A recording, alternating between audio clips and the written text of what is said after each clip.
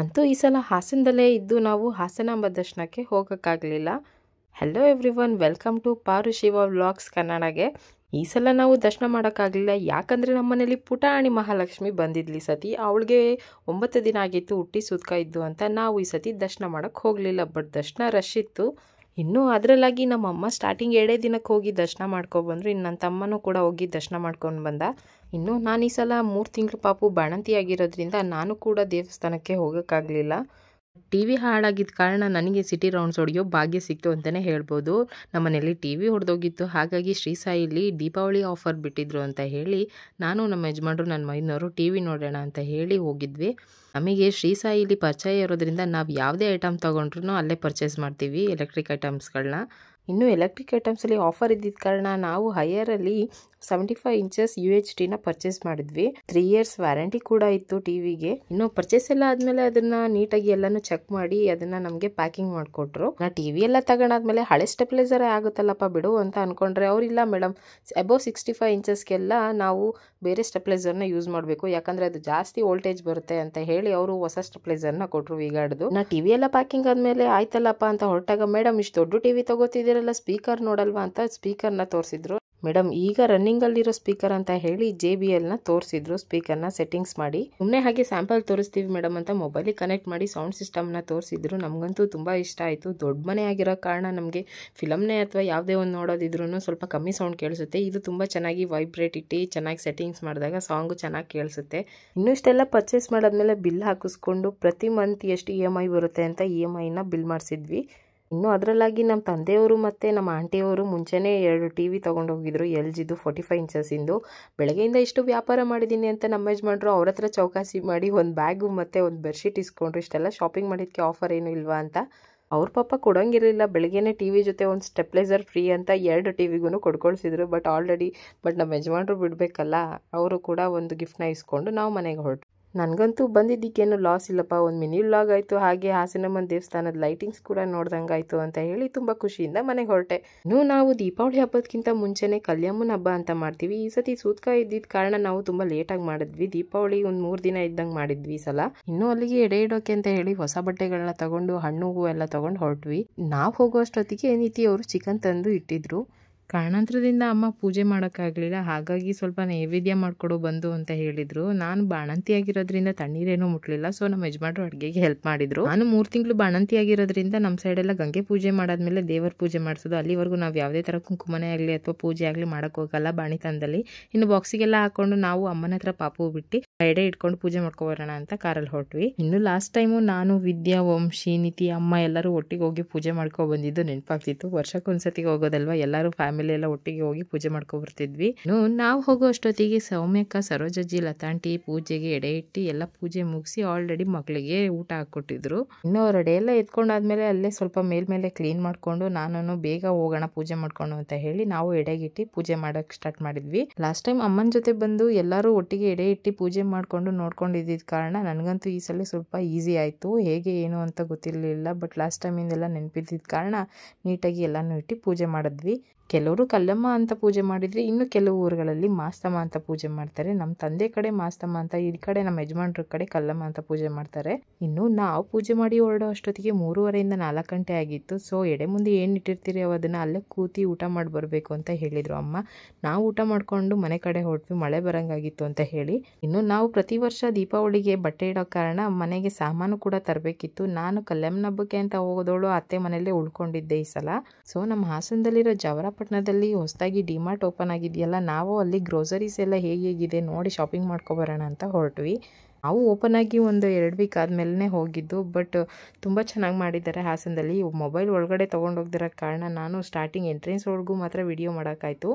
ಜನರಲ್ಲಾಗಿ checking ಮಾಡಿ ಒಳಗಡೆ ಬಿಡ್ತಾರೆ, ಲೇಡೀಸ್ಗೆ ಸಪ್ರೇಟು ಮೆನ್ಸಿಗೆ ಸಪ್ರೇಟು. ಬಟ್ ಈಗ ಎಲ್ಲರಿಗೂ ಒಟ್ಟಿಗೆ ಚೆಕಿಂಗ್ ಮಾಡಿ ಒಳಗಡೆ ಬಿಡ್ತಿದ್ದಾರೆ. ನಾವು ಸಾಮಾನೆಲ್ಲ ಪರ್ಚೇಸ್ ಮಾಡಿ ಬಿಲ್ ಮಾಡಿಸೋಣ ಅಂತೇಳಿ ನಿಂತಿದ್ವಿ. ಮಾತ್ರ ಬಿಲ್ಲಿಂಗ್ ಮಾಡ್ಸೋಕ್ಕೇ ಮಿನಿಮಮ್ ಅಂದರೂ ಕಾಲು ಗಂಟೆ ಅರ್ಧ ಗಂಟೆ ಆಗುತ್ತೆ.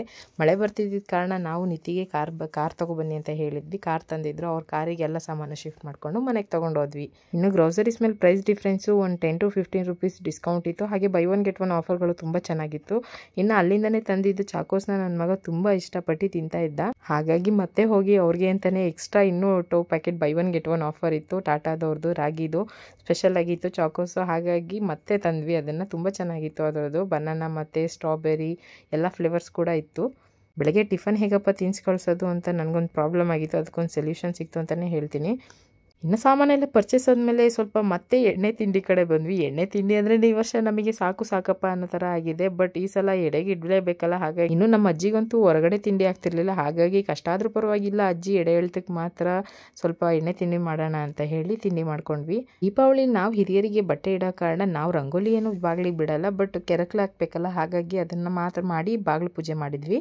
ಇನ್ನು ಮಕ್ಳಿಗಿಬ್ರಿಗೂ ಸ್ನಾನ ಮಾಡಿಸಿ ಇಬ್ಬರು TV ಆನ್ ಮಾಡಿಕೊಟ್ಟು ಬಂದಿದ್ದೆ. ಅದ್ರ ಜೊತೆ ನಾನು ಸಣ್ಣದನ್ನು ಕೂತ್ಕೊಂಡು ಅವ್ರ ಅಣ್ಣನ ಜೊತೆ TV ನೋಡ್ತಾ ಇದ್ದ. ನನಗಂತೂ ಕೆಲಸ ಮಾಡ್ಕೊಳ್ಳೋದಕ್ಕೆ ಫ್ರೀ ಆಯಿತು. ಆಗಲೇ ಹೇಳ್ದಾಗೆ ಬಾಣ್ತಿ ಅನ್ನೋ ಕಾರಣ ನನ್ನ ಕೈಲಿ ಏನೂ ಜಾಸ್ತಿ ಕೆಲಸ ಮಾಡಲಿಲ್ಲ. ಬಟ್ ಗ್ಯಾಪ್ ಇದ್ದ ಟೈಮಲ್ಲಿ ನಾನು ಸ್ವಲ್ಪ ಕೆಲಸ ಮಾಡಿಕೊಟ್ಟೆ ಅಮ್ಮನಿಗೆ. ಇನ್ನೂ ನಮ್ಮ ಯಜಮಾನ್ರ ಮನೆ ಕಡೆ ಹಿರಿಯರ ಹಬ್ಬಕ್ಕೆ ವೆಜ್ ಮಾಡೋ ಕಾರಣ ನಾವು ಹಬ್ಬಕ್ಕೆ ಈ ಸತಿ ಯಾರಿಗೂ ಹೇಳೋದು ಬೇಡ, ಸಿಂಪಲಾಗಿ ಮಾಡೋಣ ಅಂದ್ಕೊಂಡಿದ್ವಿ. ಬಟ್ ನಮ್ಮ ಅಕ್ಕ ಬೆಂಗಳೂರಿಂದ ಹಾಸನಮ್ಮನ ದೇವಸ್ಥಾನಕ್ಕೆ ಬಂದಿದ್ದವಳು ಪಾಪು ನೋಡಬೇಕು ಅಂತ ಸಡನ್ ಎಂಟ್ರಿ ಕೊಟ್ಲು. ನಮಗಂತೂ ತುಂಬ ಖುಷಿ ಆಯಿತು. ಇನ್ನು ಮನೆ ಹಬ್ಬಕ್ಕೆ ಈ ಸತಿ ಹೆಣ್ಮಕ್ಳಿಗೆ ಬಿಟ್ಟರೆ ಯಾರಿಗೂ ಹಬ್ಬ ಕೇಳಿರಲಿಲ್ಲ. ಬಟ್ ಅಕ್ಕ, ಅಜ್ಜಿ, ಮಾವ ಎಲ್ಲರೂ ಬಂದರು. ನನಗಂತೂ ತುಂಬ ಖುಷಿ ಆಯಿತು. ಅನ್ನದ್ರೂಣ ಎಲ್ಲೆಲ್ಲಿಗೆ ಯಾರ್ಯಾರಿಗೆ ಹೇಳ್ಕೊಂಡು ಹೋಗುತ್ತೆ ಅಂತ ಗೊತ್ತಿಲ್ಲ. ಬಟ್ ಎಲ್ಲರೂ ಬಂದಿದ್ದಕ್ಕಂತೂ ನನಗಂತೂ ಫುಲ್ ಖುಷಿ ಆಯಿತು. ಆ್ಯಂಡ್ ಎಲ್ಲ ಸೇರಿ ಒಂದೊಂದನೇ ಐಟಮ್ನ ಮಾಡ್ತಾಯಿದ್ರು. ನಾವೆಲ್ಲ ರೆಡಿ ಮಾಡಿದ್ವಿ. ಅಷ್ಟೊತ್ತಿಗೆ ಬಂದವರು ಆಶಕ್ಕ, ಅತ್ತೆ, ನಮ್ಮ ಪುಷಿ ಅಕ್ಕ ಎಲ್ಲರೂ ಕೂತ್ಕೊಂಡು ಒಟ್ಟಿಗೆ ಪಲ್ಯ, ಚಟ್ನಿ, ಪುಳಿಯೋಗರೆ ಎಲ್ಲನೂ ರೆಡಿ ಮಾಡಿಕೊಂಡ್ರು. ಇನ್ನು ಗ್ಯಾಪಲ್ಲಿ ಅಮ್ಮ ನನಗೆ ಅಡುಗೆಗೆ ಬ್ರೇಕ್ ಸಿಕ್ತಲ್ಲಪ್ಪ ಅಂತ ಹೇಳಿ ಅವರು ದೇವ್ರ ಪೂಜೆನ ರೆಡಿ ಮಾಡಿಕೊಂಡ್ರು. ಇನ್ನು ಎಡೆಗೆ ಬಡಿಸೋ ಎಲ್ಲ ಅಡುಗೆ ಫಟಾಫಟ್ ರೆಡಿ ಆಯಿತು. ಜನ ಇದ್ದಷ್ಟು ಕೆಲಸ ಅಂತ ಹೇಳ್ತಾರೆ, ಬಟ್ ಹಬ್ಬದ ದಿನ ಜನ ಇದ್ದಷ್ಟು ಕೆಲಸ ಬೇಗ ಮುಗಿಯುತ್ತೆ ಅಂತಲೇ ಹೇಳ್ತೀನಿ ನಾನು. ಇನ್ನು ಪ್ರತಿ ವರ್ಷ ನಾವು ಮದುವೆ ಆದ ಹೊಸದ್ರಿಂದನೂ ನಾನು ನೋಡ್ತಿರೋ ಹಾಗೆ ಅಜ್ಜಿ ಯಾವಾಗಲೂ ಸಂಜೆ 6 ಗಂಟೆ ಮೇಲೆ ಎಡೆ ಇಡೋಕ್ಕೆ ಸ್ಟಾರ್ಟ್ ಮಾಡಿ ನಮಗೆ ಎಡೆಗೆಲ್ಲ ಜೋಡಿಸ್ಕೊಟ್ಟು ಅವರು ಪೂಜೆ ಮಾಡಿ ನಮ್ಮ ಕೈಲೂ ಪೂಜೆ ಮಾಡಿಸ್ತಿದ್ರು. ಬಟ್ ಈ ಸಲ ನಾವು ಹೇಗೆ ಗೊತ್ತಾಗುತ್ತೆ ಹಾಗೆಯೇ ಎಡೆಗೆಲ್ಲನೂ ಜೋಡಿಸಿ ಅಜ್ಜಿಗೆ, ತಾತನಿಗೆ ಮತ್ತು ನಮ್ಮ ಮಾವನಿಗೆ ಎಡೆಗಿಟ್ಟಿದ್ವಿ. ಸ್ಟಾರ್ಟಿಂಗು ಊಟ ಬಡಿಸೋಕ್ಕೂ ಮುಂಚೆ ಮೇಲೆ ಪೂಜೆ ಮಾಡಬೇಕು ಅಂತ ಹೇಳಿ ಫಸ್ಟ್ ಎಲ್ಲರೂ ಒಂದು ರೌಂಡ್ ಪೂಜೆ ಮುಗಿಸ್ಕೊಂಡ್ವಿ. ನಾನು, ಅಮ್ಮ, ನಿತಿ, ಮಾವ ಎಲ್ಲರೂ ಪೂಜೆ ಮಾಡಿದ್ವಿ ಮನೆಯವರೆಲ್ಲ ಸೇರಿ. ಇನ್ನು ನಾವು ಯಮ್ಗೌಡಸ್ ಆಗಿರೋ ಕಾರಣ ದೀಪಾವಳಿ ದಿನ ಹಿರಿಯರಿಗೆ ನಾವು ವೆಜ್ ಮಾಡಿ, ಇನ್ನು ವೆಜ್ ಕಡೆ ಬಂತು ಅಂದರೆ ದೋಸೆಗೆ ನಾವು 5 ಥರದ ಪಲ್ಯ ಮಾಡ್ತೀವಿ.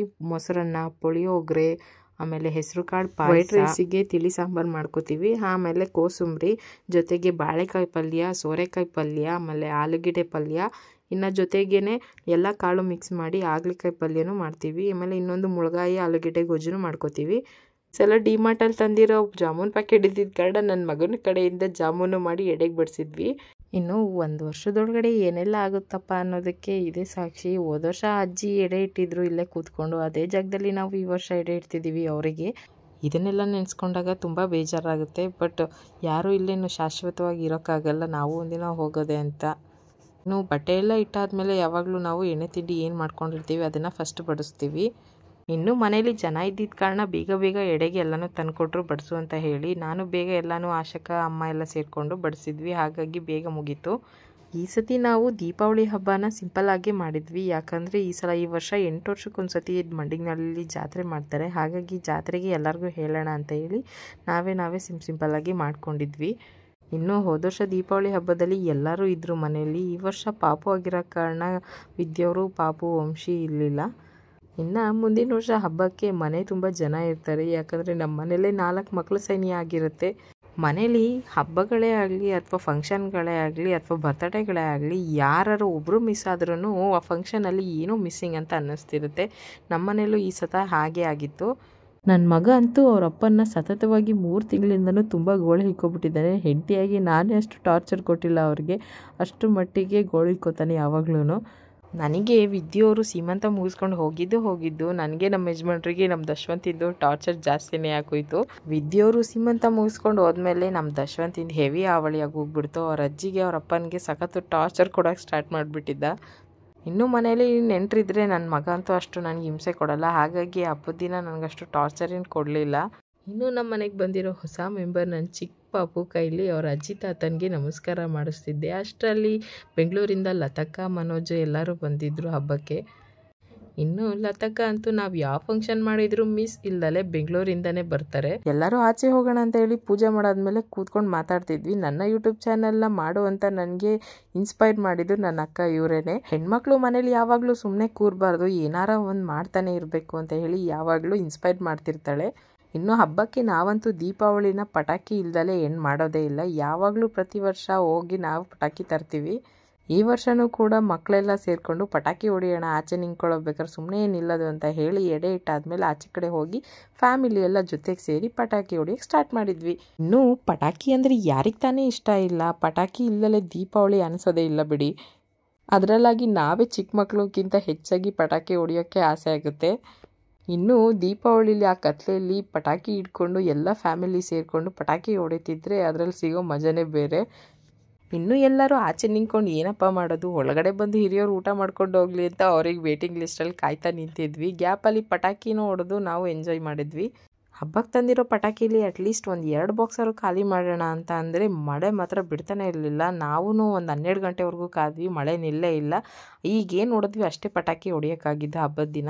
ಇನ್ನು ನನ್ನ ಯೂಟ್ಯೂಬ್ ಚಾನಲ್ಗೆ ಇವರೆಲ್ಲ ಎಷ್ಟು ಸಪೋರ್ಟ್ ಮಾಡ್ತಾರೆ ಅಂದರೆ, ನನಗೆ ಪಾಪು ಇಟ್ಕೊಂಡು ಯಾವುದೇ ಒಂದು ಕರೆಕ್ಟಾಗಿ ವೀಡಿಯೋಸ್ನ ಮಾಡ್ಕೊಳಕ್ಕಾಗ್ತಿರ್ಲಿಲ್ಲ. ಬಟ್ ಎಲ್ಲರೂ ಒಂದೊಂದು ಆಶಕನಿಂದ ಹಿಡಿದು ಎಲ್ಲರೂ ನನಗೆ ತುಂಬ ಹೆಲ್ಪ್ ಮಾಡಿದರು ವಿಡಿಯೋ ಮಾಡ್ಕೊಳ್ಳೋಕ್ಕೆ. ಮಳೆನಾರು ಬರಲಿ ಏನಾರು ಬರಲಿ ನಾವು ತಂದಿರೋ ಪಟಾಕಿನಂತೂ ಹೊಡಿಲೇಬೇಕು ಅಂತ ಹೇಳಿ ನಾವು ಮಳೆಗೆ ಚಾಲೆಂಜ್ ಮಾಡೋಗಿ ಪಟಾಕಿ ಹೊಡಿಯೋಕ್ಕೆ ಸ್ಟಾರ್ಟ್ ಮಾಡಿದ್ವಿ. ನನಗಂತೂ ಮುಖ ತುಂಬ ಉಗಿತಿದ್ರು. ಪಾಪುನ ಬಿಟ್ಟು ಆ ಮಳೇಲಿ ಹೋಗಿ ನಿಂತ್ಕೊಂಡು ಪಟಾಕಿ ಹೊಡಿಯೋದ ನೋಡ್ತಿದ್ಯಲ್ಲ ಬಾ ಒಳಗಡೆ ಅಂತ. ಬಟ್ ಇದೊಂದು ಅಂದ್ಕೊಂಡು ನಾನು ಕೆಲವು ವೀಡಿಯೋಸ್ ಮಾಡ್ಕೊಳ್ಳೋಕ್ಕೆ ಅಲ್ಲೇ ನಿಂತಿದ್ದೆ.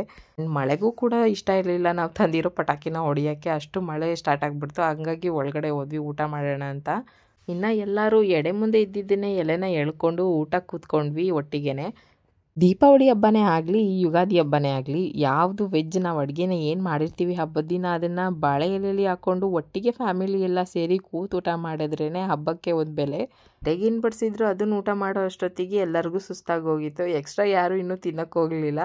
ಇನ್ನು ಹಬ್ಬದ ಮಾನೆ ಬೆಳಗ್ಗೆ ನೆನ್ನೆ ಉಳಿದಿದ್ದೆ ವೆಜ್ ಐಟಮ್ ಇತ್ತು, ಅದನ್ನೇ ಎಲ್ಲರೂ ಟಿಫನ್ ಮಾಡಿ ಟಿ ವಿ ನೋಡ್ತಾ ಕೂತಿದ್ವಿ.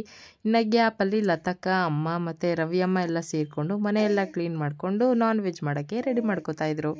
ಈ ಸಲ ಹಬ್ಬದಲ್ಲಿ ನನ್ನ ಬಾಣ್ತಿಯಾಗಿರೋ ಕಾರಣ ಯಾರು ಯಾವ ಕೆಲಸನೂ ಮಾಡಿಸ್ಲಿಲ್ಲ. ಆರಾಮಾಗಿ ಕೂತ್ಕೊಂಡು ನೀನು ಪಾಪು ನೋಡ್ಕೊಂಡು ಅಂತ ಹೇಳಿ ಪಾಪುನೂ ಅವರೇ ನೋಡ್ಕೊಂಡಿದ್ರು.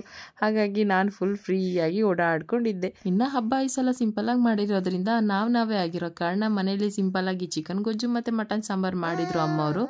ಹೀಗೆ ದೀಪಾವಳಿ ಹಬ್ಬನ ಸಿಂಪಲ್ಲಾಗಿ ಮುಗಿಸಿದ್ವಿ. ನನ್ನ ಮಗ ಅಂತೂ ನೆನ್ನೆ ಮಿಕ್ಕಿರೋ ಪಟಾಕಿನ ಬಾ ಪಪ್ಪ ಹೊಡಿಯೋಣ ಅಂತ ಹೇಳಿ ಅವ್ರ ಅಪ್ಪನಿಗೆ ಟಾರ್ಚರ್ ಕೊಟ್ಟು ಆಚೆ ಕಡೆ ಪಟಾಕಿ ಹೊಡಿಯೋಕ್ಕೆ ಸ್ಟಾರ್ಟ್ ಮಾಡಿದ್ರು. ಇನ್ನು ಆ ಗ್ಯಾಪಲ್ಲಿ ನಾನು ಬಿಡ್ತೀನ, ನೆನ್ನೆ ನಾನು ಮಳೆ ಬಂದ್ರಿಂದ ನನಗೆ ಯಾವ ಪಟಾಕಿನೂ ಹೊಡಿಯೋಕ್ಕೆ ಬಿಟ್ಟಿಲ್ಲ ಅಂತ ಹೇಳಿ ನಾನು ಹೋಗಿ ಎಲ್ಲ ಸೇರಿಕೊಂಡು ಪಟಾಕಿ ಹೊಡೆದ್ವಿ. ಮನೇಲಿ ಯಾವ ಹಬ್ಬ ಮಾಡಿದ್ರು ಮನೆ ತುಂಬ ಜನ ಇದ್ದು ಸಂಭ್ರಮದಿಂದ ಎಲ್ಲ ಸೇರಿಕೊಂಡು ಒಟ್ಟಿಗೆ ಮಾಡಿದ್ರೇ ಹಬ್ಬ ಆಗುತ್ತೆ.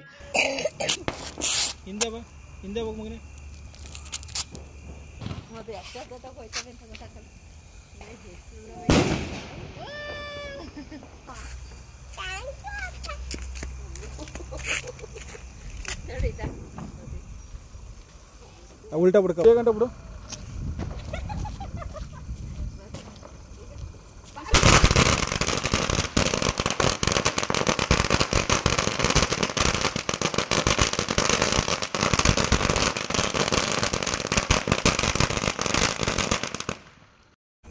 ನೋಡಿ ಏನಾಯ್ತಾ? ನಂಗೆ ಭಯ.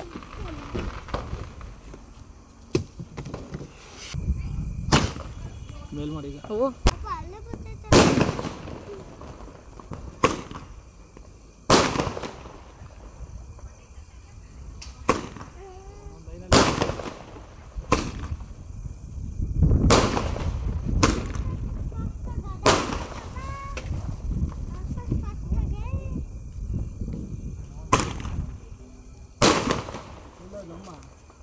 ಇಲ್ಲ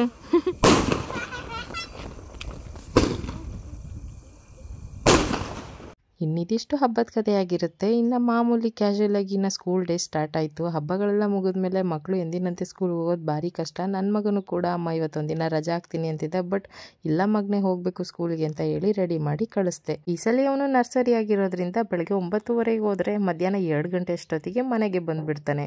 ಇನ್ನು ದರ್ಶನ ಸ್ಕೂಲಿಗೆ ಬಿಟ್ಟು ಬಂದಮೇಲೆ ನಾವು ಮಧ್ಯಾಹ್ನ ಎಲ್ಲರೂ ಕೂತ್ಕೊಂಡು ಹೀಗೆ ಮಾತಾಡ್ತಿದ್ವಿ. ಲತಾಕ್ ಅವರು ಬೆಂಗಳೂರಿಗೆ ಹೊರಡ್ತೀನಿ ಅಂತ ಹೇಳಿ ಹೊರಡ್ತಿದ್ರು. ಅವತ್ತೇನೆ ಲತಾಕಂದು ಮತ್ತು ಮನೋಜಂದು ಬರ್ತಡೇ ಇತ್ತು. ಹಾಗಾಗಿ ಹೊರಟಿದ್ರಲ್ಲ ಅಂತ ಹೇಳಿ ನಾವೇ ಸಿಂಪಲ್ ಆಗಿ ಮನೆಯಲ್ಲಿ ಒಂದು ಕೇಕ್ ಕಟ್ ಮಾಡಿಸಿದ್ವಿ.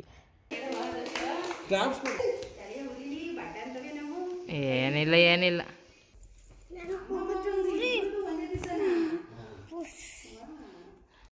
ನಮ್ಮನೇಲಿ ಯಾವುದೇ ಹಬ್ಬ ಹರಿದಿನ ಫಂಕ್ಷನ್ ಏನೇ ಮಾಡಿದ್ರು ಲತಕ, ಮನೋಜು ಮತ್ತು ಮಾನಸ ಅಂಕಲ್ ಮಿಸ್ ಇಲ್ದಾಗೆ ಯಾರು ಇಬ್ಬರಾದ್ರೂ ಅಟೆಂಡ್ ಮಾಡೇ ಮಾಡ್ತಾರೆ.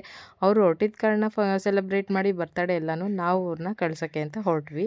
ಆ್ಯಂಡ್ ಇದಿಷ್ಟು ನಮ್ಮ ಬೆಳಕಿನ ಹಬ್ಬ ದೀಪಾವಳಿದ ನನ್ನ ಪುಟ್ಟ ವ್ಲಾಗ್ ಆಗಿರುತ್ತೆ. ನನ್ನ ಈ ವ್ಲಾಗ್ ನಿಮಗೆ ಯಾರ್ಯಾರಿಗೆ ಇಷ್ಟ ಆಯಿತು ದಯವಿಟ್ಟು ನನ್ನ ಚಾನಲ್ನ ಸಬ್ಸ್ಕ್ರೈಬ್ ಮಾಡಿ, ಲೈಕ್ ಮಾಡಿ, ಹಾಗೆ ಕಮೆಂಟ್ ಕೂಡ ಮಾಡಿ. Thank you all and love you all. Bye.